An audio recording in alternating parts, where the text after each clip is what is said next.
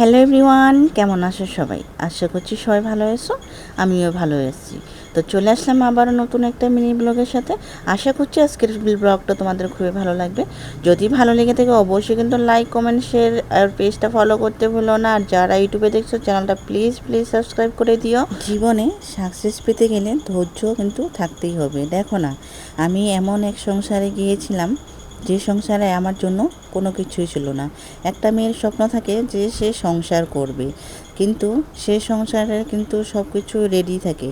বলতে গেলে এক কথায় বলতে গেলে রেডিমেড সব কিছু রেডি থাকে। সে গিয়ে সংসারটা সামলায়, সংসারটা করে সারা বছর, তাই না? সব মেয়েরই এটাই স্বপ্ন থাকে, কিন্তু আমি এমনই এক অভাগিনী, পুরা কপালি। আমার কপালে কিন্তু সেই সুখটা ছিল না। আমি এমন এক সংসারে এসেছি যে সংসারে আমার জন্য কোনো কিছু বলতে কোনো কিছুই ছিল না। জিরো বলতে একদমই জিরো। আজ দেখো আমি ধৈর্য ধরে সংসার করেছি। আজ আমি বুঝতে পেরেছি যে সংসার মানেটা কি, আসল মানেটা কি, সেটা আমি এখন বুঝতে পেরেছি।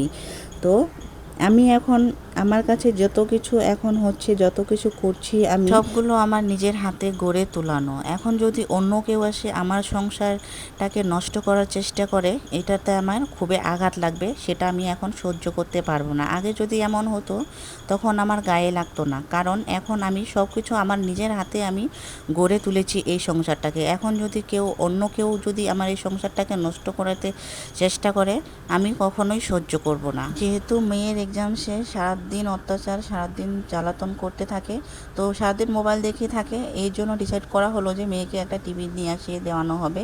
তো সারাদিন সে টিভি দেখে থাকবে। তো ফাইনালি গিয়েছিল মিষ্টির পাপা একটা দোকানে, তো দোকান থেকে নিয়ে আসলো এই টিভিটা। আমার কাছে কিন্তু কোনো টিভি ছিল না, এই প্রথম হলো টিভি।